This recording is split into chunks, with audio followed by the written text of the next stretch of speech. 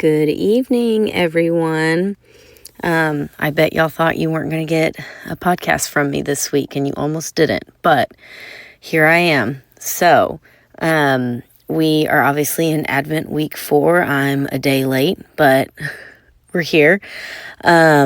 And so kind of starting this off the way I've started all these other Advent reflections off, going over the week that we're in. So again, Advent week 4, the fourth week theme is love.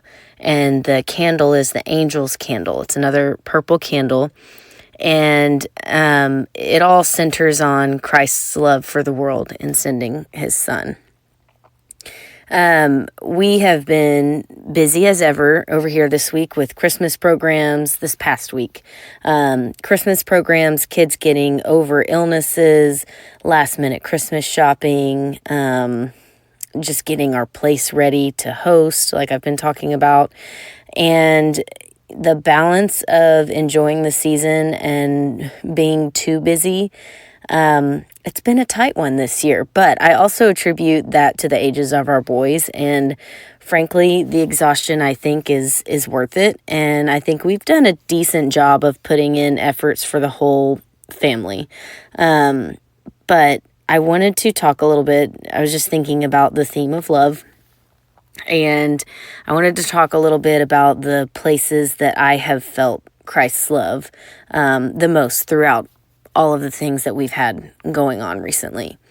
Number one, I guess in no uncertain order, but here we go. Number one, I would say the boys' Christmas program. Grace Lutheran, where the boys go, they do a fantastic job with the Christmas program. All of the age groups of the kids, they all do different songs. There's a handbell ensemble and percussion and all kinds of things. I'm leaving things out, but it's fantastic. And something about children singing Christ-centered Christmas music just has the effect that you would think. So I was thinking, and I was like, man, because when we go to that, I'm always impressed with the attendance from just the church. Like, they don't have any kids there, but they go to church there and they know about the Christmas program, so they go. And I always think that's so cool. It would never have occurred to me, if I didn't have a kid in it, but highly recommend, if you don't have kids in a program, go find a Christmas program at a church school or a church, whoever's putting it on, because it will definitely remind you the reason for the season. So that's definitely high on my list. And then another one would be my annual Christmas candy girls' night. I've done this tradition for probably, I'm trying to think, I'm going to get this off, but I want to say I started it at my old house. So that would have been like 8 years ago. I'll have to do some research on that. But we just do really simple. It's just a girls get together and we make simple Christmas candy. And we used to try to be adventurous and try different kinds. And every year we do try to do one different. But now we kind of have it narrowed down to the ones that we all like. And we just make those. And really, it's not even about the Christmas candy. Although our favorite is a peanut butter Ritz cracker sandwich dipped in chocolate. Semi-sweet chocolate, to be exact. And it's really good. But so again, back to this girls' night, I felt like in reflection that I felt Christ's love there. And not in the way that you might think. Like, we had a good time and we had girl talk and all these things. And you might be thinking, oh yeah, she felt God's love there because of the community. And that's definitely part of it. But honestly, all of our talk was just really, with me, I don't get together with my friends a whole lot, and I'm not a big texter to all of them, and so it's when we get together, we're all catching up. And again, so we were all catching up, and it just made us all, I think all of us, realize, like, everybody has something. That's what I kept saying all night, is that everybody's dealing with something. And it just reminds you, it gives you so much perspective, that all families have stuff, everybody has their baggage. Every person is struggling through something. And that community with those girls is important and giving, support and perspective. And so I think it was just a good reminder from God, to me, that everybody's dealing with something, and it just gives good perspective and makes you appreciative of those times where we can get together. Another place that I felt God's love was when I was about to have a mental breakdown on a particularly rough day that just it was like a cascade of events, just one thing after the other. And so the final straw had gotten me, and I just sat on the ground outside. I literally walked outside and sat on the ground to just have a minute. And the ground was grounding. And I know it's a trendy thing right now, and I've seen all these different mats that are supposed to, I don't know how they work at all or what it does, but help you ground. And then I know there's different people, I think the term would be crunchy, people that believe in grounding yourself and really getting barefoot, sitting on the ground, standing on the ground, barefoot, and believe that it has a good effect on your body. And I've done it a few times, and I will say I have definitely felt better. And that, I think that helped me this past week when I was about to have my little mental breakdown, because I really did avoid the mental breakdown. I thought it was about to happen, and then I sat on the ground. And I'm big on, if you're around me and my kids while they're having any of their meltdowns, you'll hear me say, deep breaths. And so I'm big on deep breaths, even for myself. And I sat there and felt better. And so that for me translated to my feeling God's love, because it's how cool is his creation that it can have that effect on me. I don't know if it does you, but it does me. So those are some of the ways that I've felt God's love through this season in reflection. Showing Christ-like love for someone can look different. We just talked about where I've felt God's love. Let's talk about showing Christ-like love for someone can look different. And I was thinking about this week. Showing love it's a good thing to say and obviously a good thing to do, but when you really think about it, what does it mean? I feel like it's a little bit of an ambiguous term. So I was thinking about that this week. How do we show Christ's love? And for me, this week, I am attempting to show Christ-like love to my kids and family and people, just by being extra patient, giving extra grace, even just when we were checking out in the grocery line. I mean, I feel like grocery stores and just stores in general get slammed during this season. And so giving even extra encouragement to those grocery store clerks and stuff, I think can go a long way.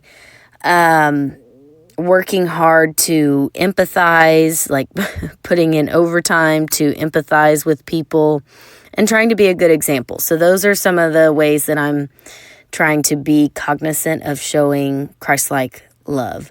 And while some people may, listen to our podcast and go, man, they're always busy. They really should slow down and say no to some things. First of all, we do, but we have seasons that are way more chill. But another way that we are loving people in this season is by hosting and preparing our home. And has it been a lot this season? Yeah, but it's also been such a joy, and we're really excited to welcome people in over the next few days. And again, show them Christ-like love. by just having been thoughtful in preparation of our home. So, hopefully anyways. Okay, quick Advent box update, because I'm particularly excited about this, because at the beginning of this week, I thought I was going to have to come to you guys and say, like, okay, leaving out my Advent box and just letting the boys take it upon themselves to pick toys to donate, has not worked. But it has. There are toys in the box. I think it mainly has been June, which is he's our oldest, and he's the one that I mainly wanted to get through to. Everybody else I can kind of donate on their behalf. But June is old enough to understand what he's doing. And I do think that it worked well. If you listened a couple episodes back, I talked about how I've done this practice before, but it's been more of like a, okay, June, let's sit down and go through some of your toys and see, if we can donate some. And I feel like that was overwhelming for him, because it's like he was put on the spot, and then suddenly everything, becomes important and something that he wants to keep. And so I was curious if this would have a better effect on him, doing it this way, where I just kind of left the box out, told him what it was for, brought it up, multiple times. And I do feel like he grasped the concept better, and it was a less overwhelming practice for him, where he just felt like he couldn't let any of his toys go. And so he did. There's some toys in there. And like I said, for the other two, I'll kind of donate on their behalf. But I'm hoping next year Clyde will kind of, especially if this is like a tradition that we do, then maybe Clyde will grasp it better next year. So that's been nice. And then we did our Christmas concert for the nursing home, if you heard me mention that. And doing that feels so good. I was thinking as we got there and unloaded, like Brian loaded up all of, the mic stands for the boys and the speaker. Like, we don't just go in there, and not saying this would be a bad thing, but like, we don't just go in there, with an acoustic guitar and try to sing. Like, Brian sets it all up. And part of that is for the boys to feel special too. But also, we want that speaker so that the whole room can hear and everything. And point is, as we were unloading all of that from his truck, I was like, there's more that goes into this than you would really think, decent amount of effort, which is what makes it feel so good, is that we go in there and we've done that for those residents who may not get as much attention. Definitely throughout the year they don't. Maybe they do. Hopefully they do during seasons like Christmas. But it just feels so good to put in those efforts for those residents. And, it doesn't have to be a nursing home, but I highly recommend finding something that makes you feel that way around Christmas and make it a tradition for you and your family. Okay. Kind of wrapping up here, I forgot to mention the candle, or did I mention the candle? It's the Angels candle. Yeah, I did. Okay. It's the Angels candle this week, which is another purple one. And then some people light a fifth candle on Christmas Eve or Christmas Day called the Christ candle, which is a white candle representing his pureness, and usually goes, I think, in the middle of the wreath. So I got to track one down, but we're definitely going to add that in there as well.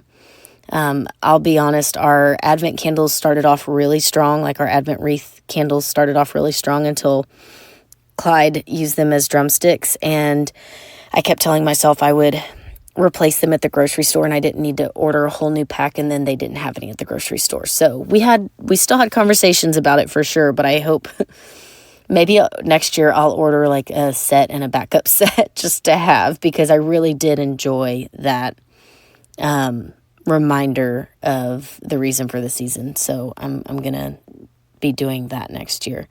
But I hope you guys have enjoyed these little Advent reflections and just the fun little facts on the Advent season.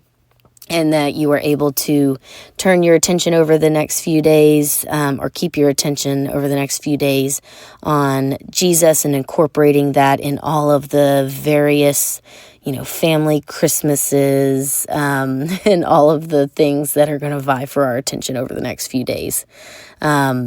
However that may look for you. So from my family to yours, Merry Christmas, and we will probably talk again after the New Year. So Merry Christmas, everyone.